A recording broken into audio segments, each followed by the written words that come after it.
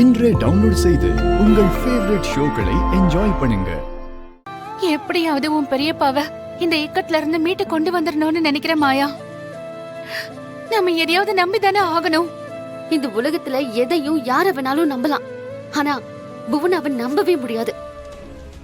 புவனாவை நம்புறதுங்கிறது பாம்புக்கு பால் ஊத்துறதுக்கு சமம். உன் பெரியப்பா புவனா முன்னாடியோ மத்தவங்க முன்னாடியோ தலை நிமிர்ந்து கம்பீரமா தான் பேசுறாரு.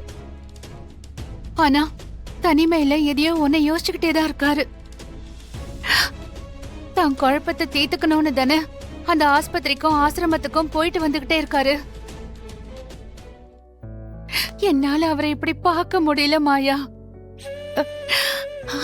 அவரை இந்த சிக்கல்ல இருந்து மீட்டெடுக்க இதுதான் ஒரே ஒரு வழின்னு தோணுச்சு.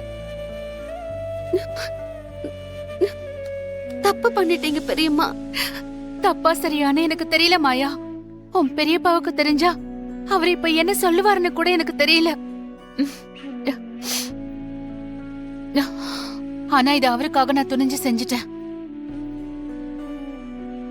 இதுக்கப்புறமும் அந்த புவனா அவருக்கு இடைஞ்சல் கொடுத்தா மட்டும் அதுக்கப்புறம் நான் மனுஷியாவே இருக்க மாட்டேன். புவனாவுக்கு எதிரா நம்மளால என்ன பண்ண முடியும் பெரியம்மா? அவ அளவுக்கு இறங்கி அவளை பழி வாங்க முடியுமா என்ன? இல்ல மாயா, நான் என் வார்த்தைய காப்பாத்திட்டேன். அதே மாதிரி அவ காப்பாத்தல. அவளை ரெண்டும் வகுந்துடுவேன். அதனால என்ன பிரயோஜனம் பெரியம்மா? நீங்க அவசரப்பட்டுட்டீங்க. உடனே உங்க ராஜினாமாவை தடுத்து நிறுத்தணும். அத இப்பவே பெரியப்பா கிட்டயும் சொல்லணும். மாயா, இல்ல இல்ல மாயா, இப்போதைக்கு இது உன் பெரியப்பாவுக்கு தெரிய வேண்டாம். ஏன் பெரியம்மா? மாயா, இது நான் அவருக்காக எடுத்த முயற்சி.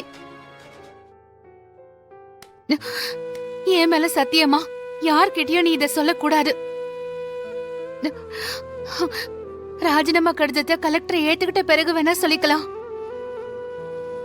இப்போதைக்கு இத பத்தி அவர்கிட்ட எதுவும் சொல்லிடாத.